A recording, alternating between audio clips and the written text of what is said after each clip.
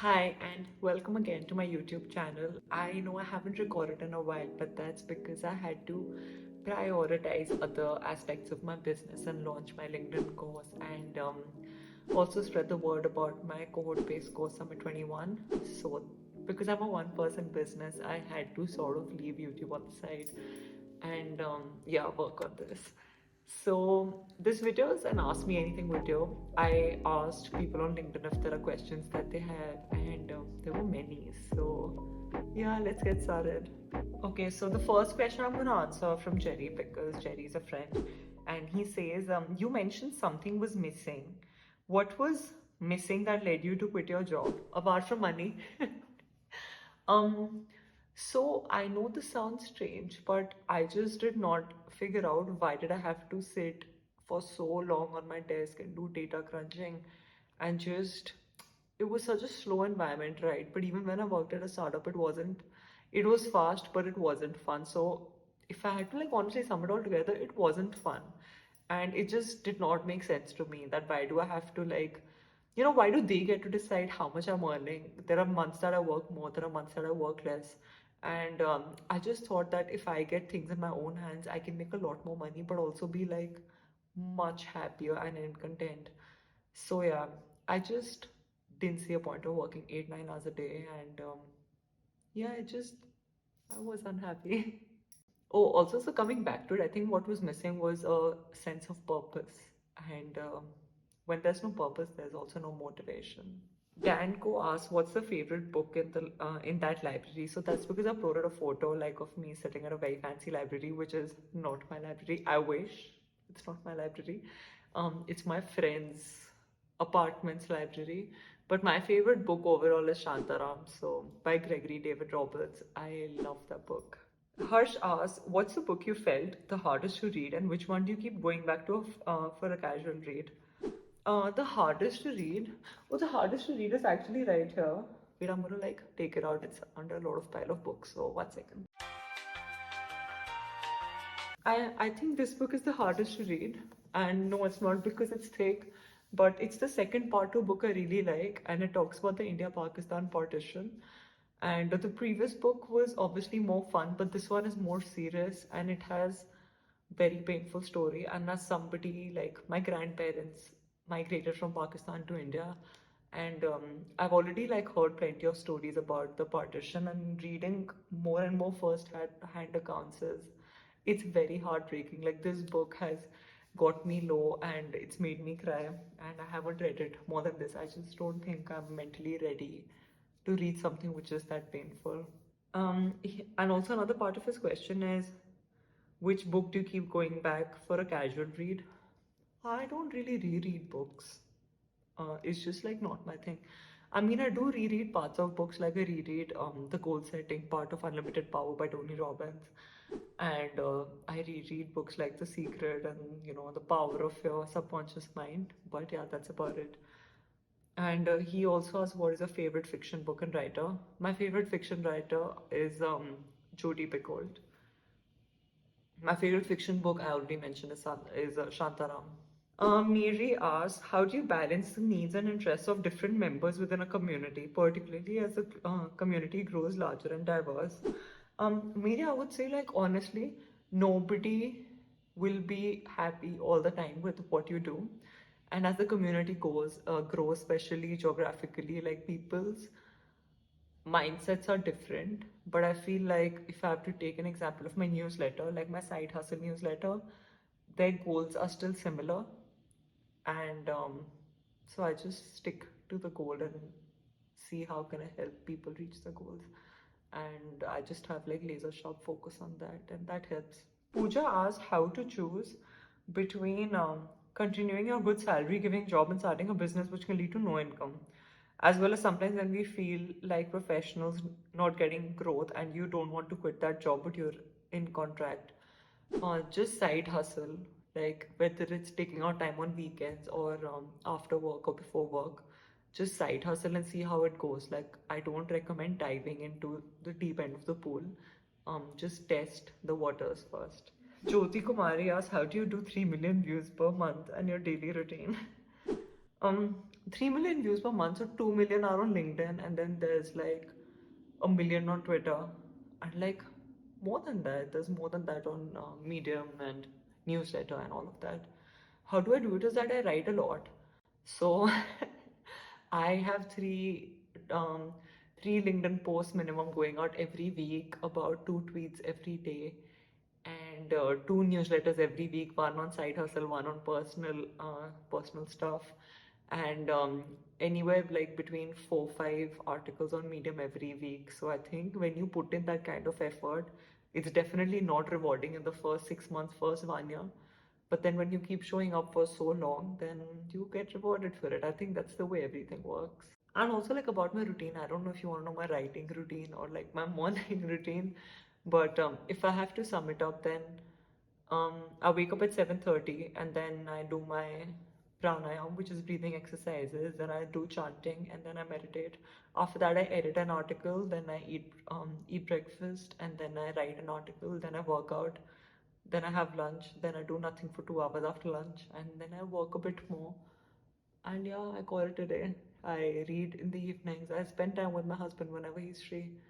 So yeah, it's a very simple life. Ishita Madan asks how to find your purpose. Ask yourself why. Why are you doing what you're doing? And if you're not doing something, then why aren't you doing it? And what do you enjoy and what do you not enjoy? Looking within is how you find your purpose. And it's not a fun process. It can get irritating because you would just think that why am I even doing this? And see, that's another why. So please do that. Lakshya Goyal asks, please share your top 3 tips on growing a loyal audience on LinkedIn and Twitter. Firstly, show up every day. Secondly, please reply back and please engage. And third is to be real. Like, don't try virality tricks to grow because it helps others. You do you, you be you. And if that means slow growth, it's okay. Bhavini asks a few questions, so I'm gonna answer this in parts. The first is how is it possible to manage job and side hustle as content creator? Um, I used to side hustle before and after my work, and when I was working from home, then also during my work. So that's how I did it. Also, I would love to know what all changes you felt in your work life, especially after marriage. The transition hasn't been easy, like, especially say, like, I have been a bit terrible at recording YouTube videos, but instead of thinking of it as a challenge, I just like embrace a transition because this transition will never come back, and we're also both growing and learning together. So, yeah, just embrace change. And your daily routine, so which I've already covered, and habits you love to be more productive.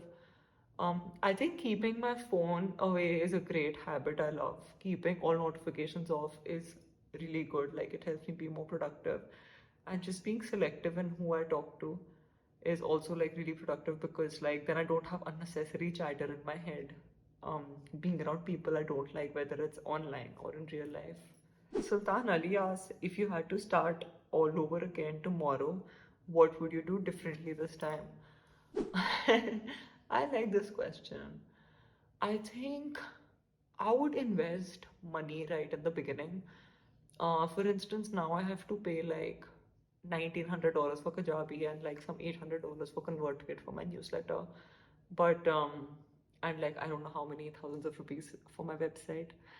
But I feel if I already start from ConvertKit, even though it was expensive, like it is an expensive software, it would have streamlined things. Maybe if I already had like at least a basic website.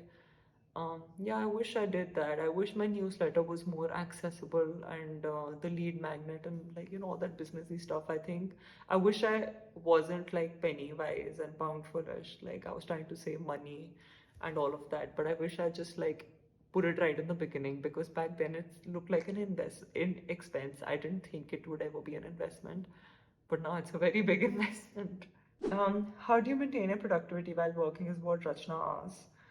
Um, I don't scroll here and there and I don't keep my phone even on my desk. So that's really helpful. Also, I close my room when I work so nobody disturbs me. Anjali Shukla asks, what is the one belief you hold that many people disagree with? Oh, I'm such a normal person that way. What is something that others disagree with that I don't? Oh yeah, I think it's networking. Like I really don't like networking. Like if I want to make friends online and I vibe with them, I will. or like even in real life, but I really don't like networking events, meeting people, and yeah, I just like being at home. Oh, also like the belief that your network is your net worth. I am, I kind of disagree. I feel when you're doing good work, it will find its way through and you don't really need people. It's good to have people, like in your network, but you don't really need them. Like, I'm yet to find somebody in real life, like who has actually helped me with my work. Very few people have. So yeah, I just don't like networking. Even the word makes me so uncomfortable. Anushri asks, how did you move past what if this doesn't work barrier? I have this barrier very often, Anushri. So how I started looking at it was that I do everything as an experiment. Either it works out or it doesn't. But if my mindset already thinks that it's an experiment, then I will feel less hurt. For instance, I release my LinkedIn course and I literally have that set of money aside that because there's a 1 month refund policy, I literally have that set of money aside that okay, if people ask me for refunds, I will give everyone the refund, like if it's that sucky. But so far, I'm getting good reviews, so I'm happy. And yeah, doing everything as an experiment helps you be more passionate and gets less attached and feel less bad. I think like I mainly do it to protect my heart because I'm very emotional. Yeah. Yukta asks, how do you handle everything in just 4 hours? So, my work doesn't require so much work per se. So even when I was freelancing, right? Right now I'm more into business, but like even when I was freelancing, I used to take like website copywriting kind of projects, so it would pay me more, but I have to not work as much as like blog posts and research and all of that. And yeah, I think like 4 focused hours where you are not doing like anything here and there and not getting distracted is more than enough. I anyway think like when people work for 8 hours, you're not actually concentrating for 8 hours anyway. Like I would rather do 4 hours of deep work than 8, 9 hours of shallow work. Mishti asks, don't you fear the fact that content you write will get repetitive one day? I honestly don't overthink my content. I don't think so much about it. I don't strategize it. I don't have a content calendar. I don't have everything planned. And yeah, maybe some thoughts will get repetitive, but I do collect a lot of experiences because I travel a lot and I read a lot and I try a lot of new things. So I'm still going to continue talking about it. Yeah. And yeah, who knows? Maybe it'll get repetitive. Maybe it'll get like really awesome. I'm not going to like waste my present overthinking about what could potentially happen because the possibilities are endless, right? Jay Patel asks, which app do you use the most except LinkedIn? I use Twitter. I actually like Twitter more. Like, I like the people, the content, and everything. I also use Pinterest, but I think that's mainly because we're doing up a home and I look for these interior ideas. So Shant asks, I would love to know how to focus in this distracted world. I would just say that read Deep Work by Cal Newport. Like, you will be given no option but to like focus and focus really well. Ashi Kaushik says how to make sure that your hard work pays off. Keep working hard even when it's not paying off. Amrita asks, hey Niharika, would like to know about your morning routine. My morning routine is that I wake up and I do my breathing exercises first, then I do my chanting, then I do my meditation, and then I just like, well, I also write my gratitude journal after that. I've been doing that since May 2017, and then I get to work.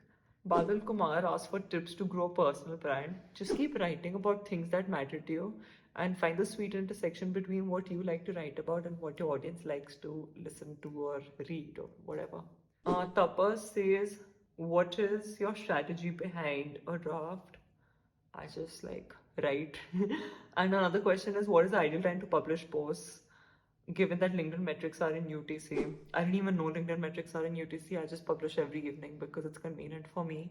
And I don't think anyone should focus on the perfect time to publish. Just focus on creating good content instead of focusing on unnecessary things like the perfect time to publish. On LinkedIn, you can probably do morning or evening, but like I just think of it that way because people are working during the day and they might not open LinkedIn. Akshat asks, how do you find your target audience and how do you research for your content? Uh, I just honestly write about my past, like what I would have wanted my past self to know, and I think there are a lot of people in that category. So that's what I do. And how do I research? I write first. Yeah, like because a lot of my stories are experiences and also like stuff from books. So I don't like necessarily research, but sometimes I do, like if I have to sort of okay, for example, I have to talk about how affirmations scientifically help you feel more confident, or how changing your posture helps you feel more confident, then I'm not going to just say straighten your back and you'll feel confident. I would want to like actually hyperlink a study so people can refer to it, and add some facts there. So yeah. Ramakrishna asks, I meditate every morning at 5 a.m. for an hour and observe nature during morning walk as a part of my morning routine. What is that supposed to be, as per your view? Honestly, how does it matter how my view is? If you enjoy it and it's working for you, then you do you. Anna Malay asks, what do you do in your leisure time? Netflix and books. Bhavya asks, how much did you post on LinkedIn in your starting days? I don't really remember. When I was working, I used to only post like once a week or something. Then there was also a time I was posting every day once I quit my job. So yeah. Pooja says, I really feel I have potential to do a lot of things, but sometimes it doesn't show up. How to deal with it? I would say that you have to do the work.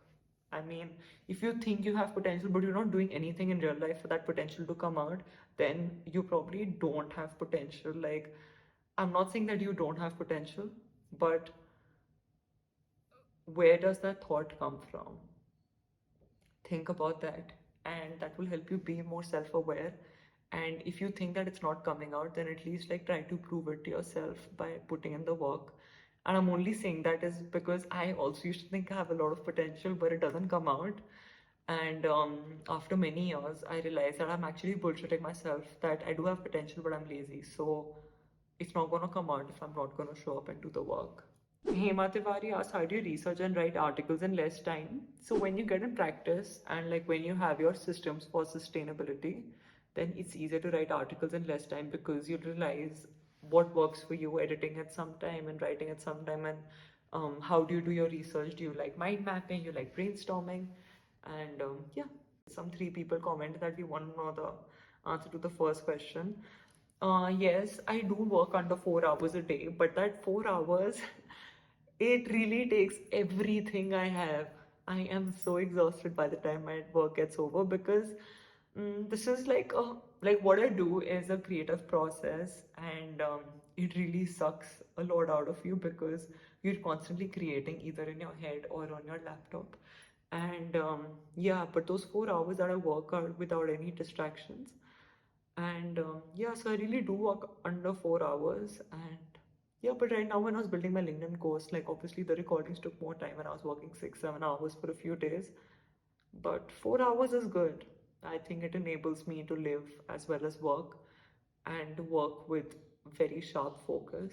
Also, like, please know, like, being a one person business, it's not so easy. So even when I'm not working, like, last entire year, I was kind of burnt out because I would still think about work, because I'm the only one making strategies. Nobody else is telling me what to do. So that was a bit difficult. So yeah, thank you for watching this video, and I hope these questions were helpful. And yeah, let me know if you want me to make a video about anything specific that you've inferred from this and want me to talk about and elaborate on further. Thank you for watching, and I will see you soon. Bye.